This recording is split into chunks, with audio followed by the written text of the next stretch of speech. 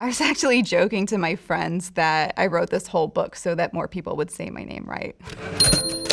We all typed, but some of us did more. We spoke no word of the work we did after we covered our typewriters each day. Unlike some of the men, we could keep our secrets. Hi, I'm Lara Prescott, author of Reese's book club pick, The Secrets We Kept. And today I'm going to tell you the secrets I've been keeping. The Secrets We Kept is a work of historical fiction set in the 1950s about a group of women in the CIA's typing pool and the fate of Boris Pasternak's masterpiece, Doctor Zhivago. Dr. Zhivago has always been a really big part of my life. As a kid, I would always sneak into my mom's room and wind up her musical jewelry box to hear it play Lara's theme again and again. But it wasn't until I was a teenager that I actually picked up the big Russian book and read it for the first time. I just was so entranced by Boris's poetic sentences and just his mastery of the language. In recent readings, I really took to learning about how this book was deemed subversive in the Soviet Union and why it was banned. He emphasized the importance of the individual. And in communism in the Soviet Union, that was enough to ban it. The CIA had a role in smuggling Dr. Zhivago back behind the Iron Curtain where it was banned. And I just thought it was an incredible thing to think about a book being used as a weapon. I immediately went to CIA.gov, like you would do, I guess.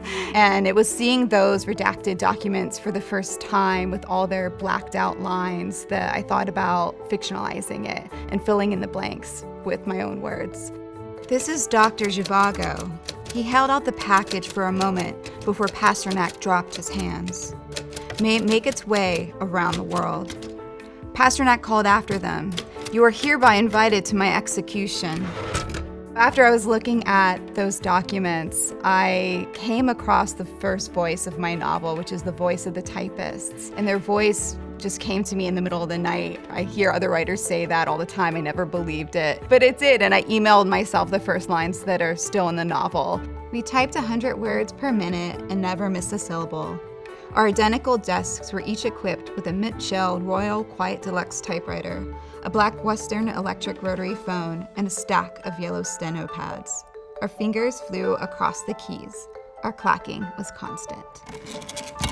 I soon came across the amazing story of Boris Pasternak's mistress and muse, who was the inspiration for Lara and Dr. Zhivago, and her name was Olga Ivanskaya. I just knew that the other half of my book had to be told from her lens. I was like, whoa, I've never written a story like this from this plural voice, and I just thought I might as well try. So my research started with reading every book I could about Boris Pasternak, Dr. Zhivago, the CIA, early women spies. This is a passport of an early woman spy named Betty McIntosh. She really served as a blueprint for my character Sally, her and a few other spies. After I read, I would say, over 100 books, I decided to travel to Russia for the first time. And we walked around Moscow and kind of followed the footsteps of where Boris had lived and where Olga had worked and where they'd walked together around the city during their early courtship. And then we also went to Peredelkino, which was the writers' colony where Boris lived. It was just an unbelievable experience getting off the train and walking the same route that Boris would walk. I also went to London and Paris. Being in those places that I had never been before and soaking in the atmosphere was so essential to nailing down all the places that the book travels to in my novel. This is a tiny little ticket. The CIA had used the Vatican Pavilion as a staging ground to smuggle Dr. Zhivago into the hands of Soviet citizens visiting the fair. This is the Soviets' pamphlet and guide to their pavilion during Expo 58. His eyes filled with tears. It's here, he says again. Who did this? Boris asks.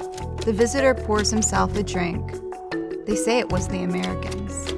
This is a miniature edition that the CIA printed of Dr. Zhivago.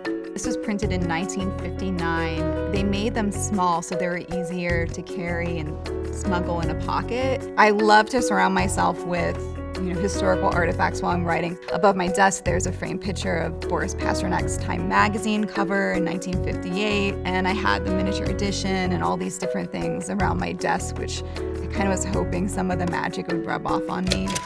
I opened it and read aloud in Russian. They loved each other, not driven by necessity, but by the blaze of passion often falsely ascribed to love. They loved each other because everything around them willed it. The trees and the clouds and the sky above their heads and the earth under their feet. I shut the book. I didn't want to think of her. I couldn't.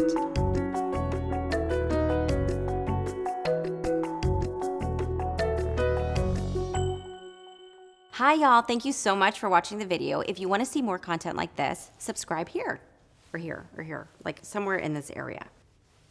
Anywhere, over there.